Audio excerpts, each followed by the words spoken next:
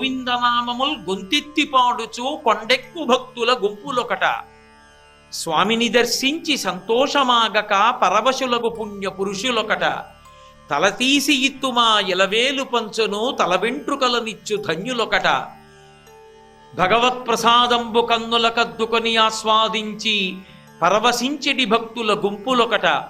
ఏది ఎయ్యడ విన్నను స్వామి మాటే, ఎవరు ఎచ్చట చేసిన స్వామి కొరకే.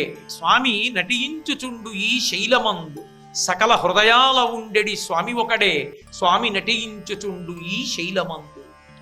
ఆయన గోవిందనామముల్ గొంతెత్తి పాడుచు కొండెక్కు భక్తుల గుంపులొకట.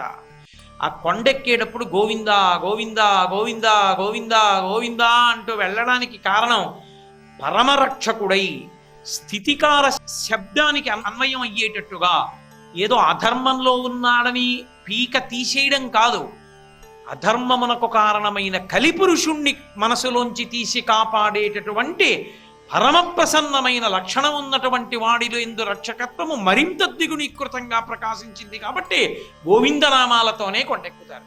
ఆయన్ని వెంకటేశ్వర శ్రీనివాస అని పిలవడం కన్నా గోవిందా అనే పిలుస్తారు.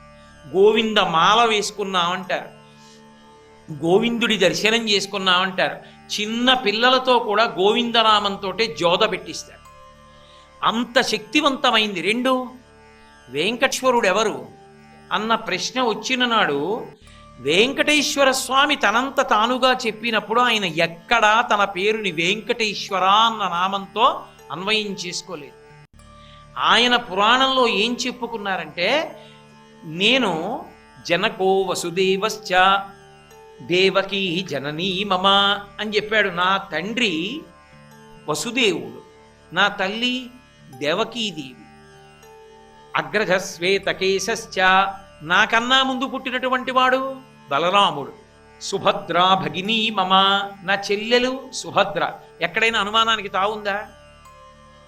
ఒకటి చెప్తే ఇంకోటికి అన్వయం చేస్తారేమోనని పరమస్పష్టంగా చెప్పాడు ఆయన. ఎవరితో చెప్పాడు? పద్మావతీదేవి చెలికెత్తెలతో చెప్పాడు స్వయంగా.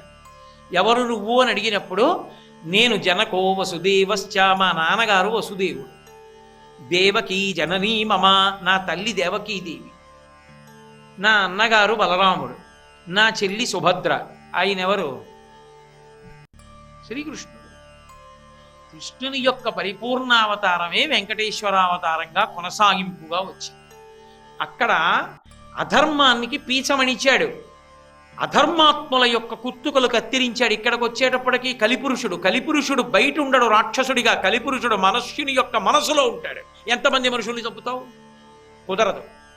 అందుకే మనుష్యుల మనసులలో ఉన్నటువంటి కలిపురుషుణ్ణి తుడిచిపెట్టేటటువంటి ప్రబోధం చేయడానికి శంకరాచార్యుల వారిగా వచ్చాడు. శివుడు కేశవుడు రెండు ఉండవుగా. ఒకటి శంకరాచార్యుల వారిగా వచ్చాడు ప్రబోధం చేయడానికి, రెండు వెంకటేశ్వరుడిగా వచ్చాడు కలిపురుషుణ్ణి తీసి మన తల వెంట్రుకలు బుచ్చుకొని పాపాలు తీసి రక్షించడానికి. కాబట్టి ఇప్పుడు కృష్ణుడు వెంకటేశ్వరుడు ఆయన మాటల్లోనే.